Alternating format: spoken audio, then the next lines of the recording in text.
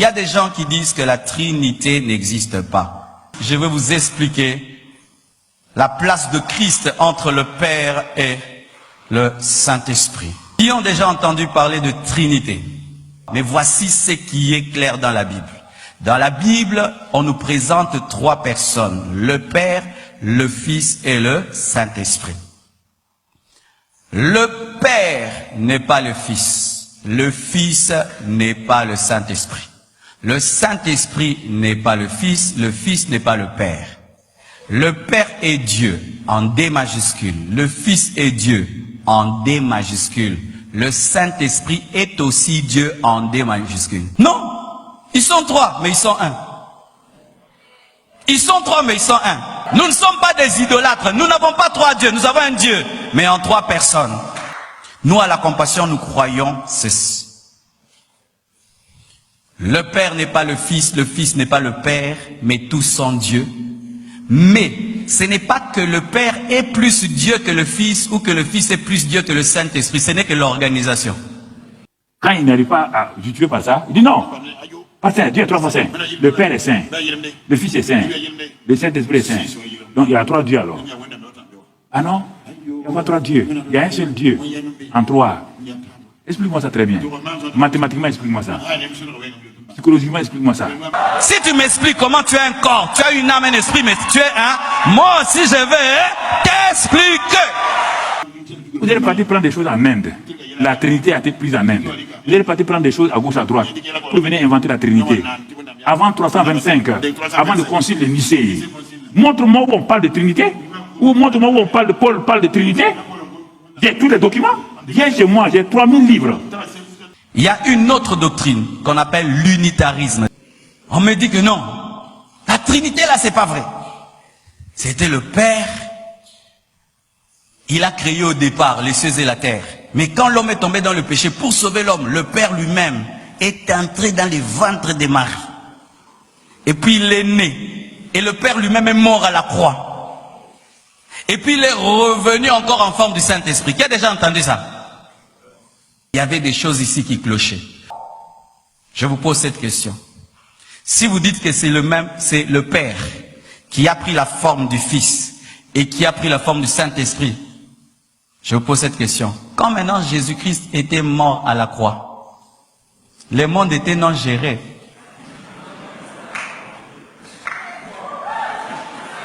Deuxième question encore. Expliquez-moi maintenant Jésus qui prie.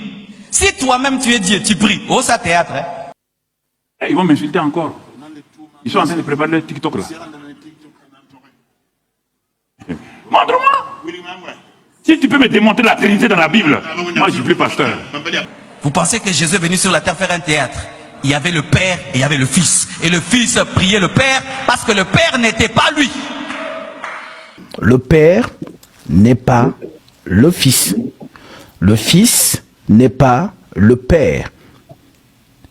Donc, et le Saint-Esprit n'est pas le Fils. Donc voilà la présentation de Marcelo Tounassi. Ça veut dire qu'une personne dont des millions de personnes suivent, lui-même a la confusion de en ce qui concerne l'homme qu'il prêche. Ça veut dire que quand on dit la bonne nouvelle c'est Jésus-Christ. Donc lui-même n'a pas encore la révélation sur Jésus, mais il veut prêcher aux gens. En d'autres termes, tout ce qu'il dit là, ce sont des erreurs. Maintenant, qu'est-ce que les apôtres, eux, ils nous disent? Selon Éphésiens chapitre 4, qu'est-ce que l'Écriture dit? Voilà donc pourquoi l'enseignement que tu viens de voir de Marcelo, la démonstration, là, tous ceux qui ont dit Amen à sa démonstration sont perdus. S'ils meurent dans cet état-là, ils ne sont pas sauvés. Quand maintenant Jésus dit à la croix, Père, entre tes mains, j'abandonne mon... Entre mes propres mains, je m'abandonne mon esprit. Pour dire, Père, entre tes mains, j'abandonne mon esprit. Donc il y a un qui abandonne à l'autre son esprit. Tu es fou si tu dis ça là. Là, tu as trois personnes. Tu vas prier qui? Tu vas adorer qui? Jamais tu seras en train d'adorer Jésus, Saint-Esprit à bouder des jalousies. Jésus. Non. Si tu aimes le Fils, le Saint-Esprit est content. Si tu parles du Saint-Esprit, le Fils est content. Si tu parles du Père, pourquoi ils sont un? Et dans la hiérarchie, leur organisation, le Père est supérieur au Fils. C'est pourquoi le Père envoie le Fils envoie le Saint-Esprit. Et on te dit, Le Père est premier. Toi, tu classes premier, deuxième, troisième. Toi, c'est pouvoir de dire à Dieu, lui le premier, lui le deuxième, lui le troisième. Toi, un homme, né dans le péché. Tu vas dire que Dieu, il y a le Père qui est premier. Il est comment? Le Père, là, il est comment? Il a quelle barbe?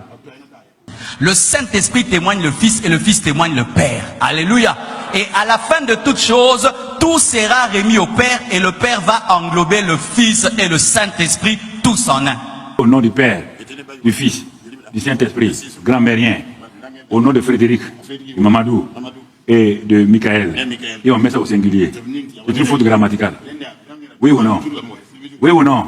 Si on est différent, c'est faute grammaticale. Mais pourtant, on dit, Jésus dit d'aller baptiser au nom du Père, du Fils et du Saint-Esprit. Aucun disciple n'a baptisé au nom du Père, du Fils et du Saint-Esprit.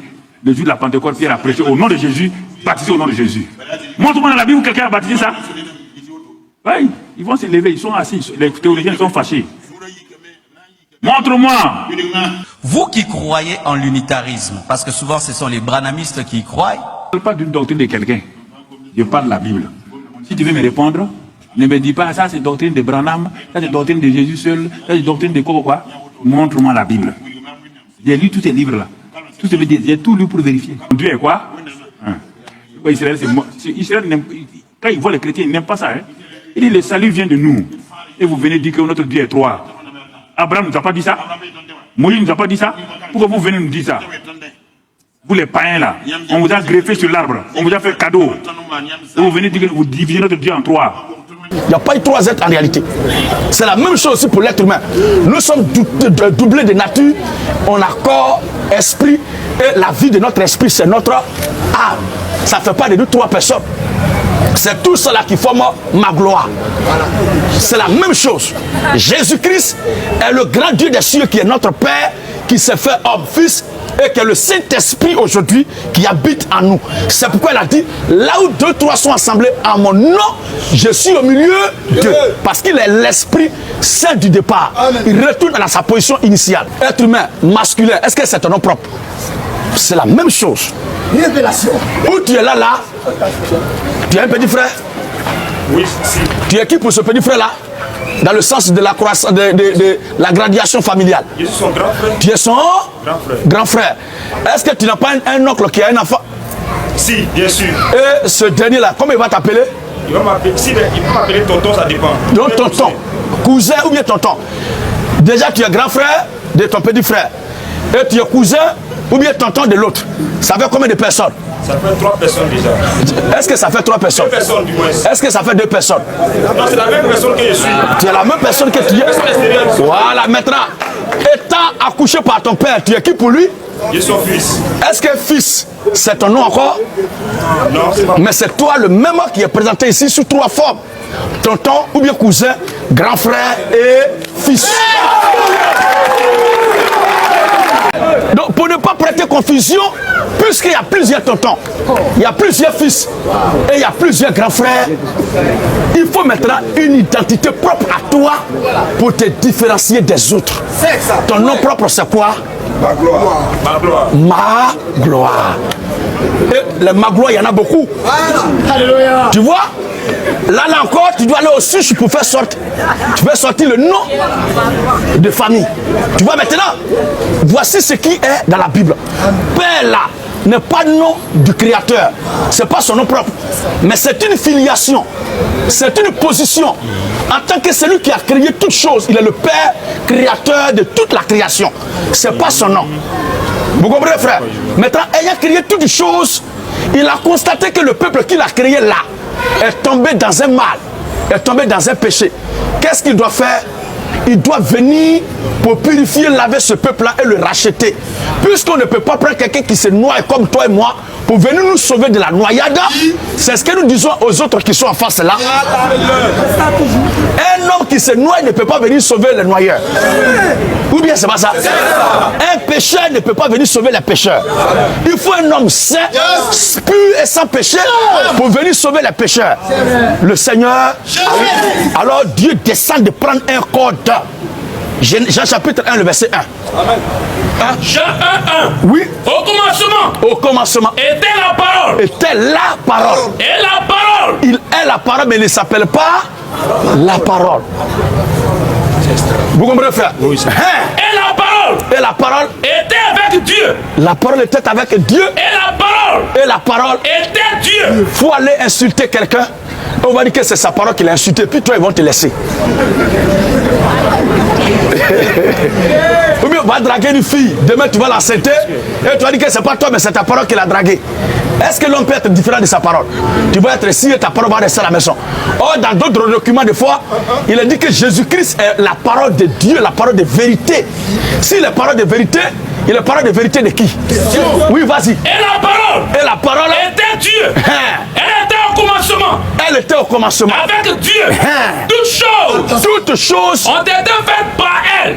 toutes choses ont été faites par la parole. Et rien Et de rien, ce qui a été fait rien de ce qui a été fait. n'a été fait sans la parole. Et c'est cette parole-là plus tard. Et au verset 14. Et la parole Et la parole, a été faite chair. donc l'invisible là, c'est rendu maintenant visible. La parole a été faite. Et elle habitait parmi nous. Donc la parole qui était invisible, esprit là, a pris un corps pour habiter parmi nous. Est-ce que esprit là, c'est son nom? Il est esprit, quel genre d'esprit? Il est de quelle nature?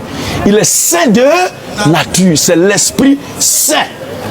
Vous comprenez, frère? C'est bon. Alors, quel est son nom propre? C'est ça qui est Jésus-Christ. Voici le scénario que le Seigneur a joué. Que le Seigneur bénisse sa parole.